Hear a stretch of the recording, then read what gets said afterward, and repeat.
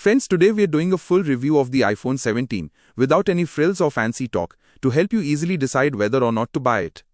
First, let's talk about the three things people are most excited about: camera, battery, and gaming performance. The iPhone 17's camera setup is truly powerful this time.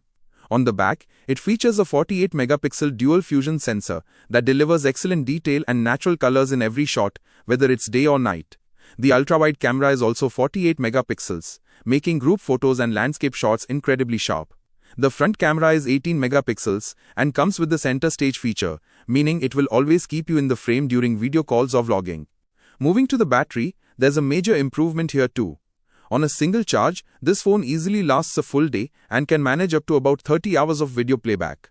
Plus, it supports 40W fast charging, which gets you approximately 40% charge in just 15 minutes.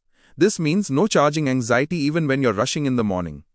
Now for gaming performance, the A19 chipset inside gives this phone rocket-like speed. You can play heavy games like BGMI or Genshin Impact on the 120Hz promotion display without any lag. Graphics run smoothly even on high settings. The only thing is you might feel a slight heating sensation during long gaming sessions, which is common in non-pro models. Talking about the design, the iPhone 17's premium look immediately gives a flagship feel in hand. The new Ceramic Shield 2 glass is stronger than before, and the 6.3-inch super bright display comes with 3000 nits of brightness, making the screen crystal clear even in direct sunlight. So overall, if you want a phone that offers balanced performance in camera, battery, and gaming, all three, then the iPhone 17 is an excellent option for you.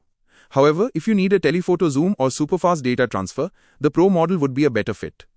This is a good upgrade for older iPhone 15 or 16 users, but if you're shifting from the iPhone 16 itself, you won't feel a major difference.